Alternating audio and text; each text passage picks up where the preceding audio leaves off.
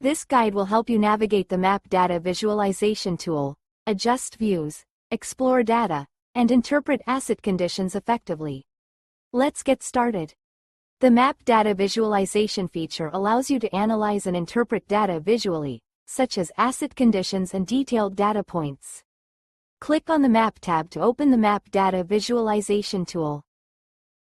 Default Map View. This is the standard view. Switch to the satellite view for detailed imagery. Select the white view for a minimal, distraction-free interface. Explore and interact with various features to enhance your understanding of the map's data, such as adjusting marker sizes and modifying bridge condition data using the color palettes to visualize bridge conditions more clearly.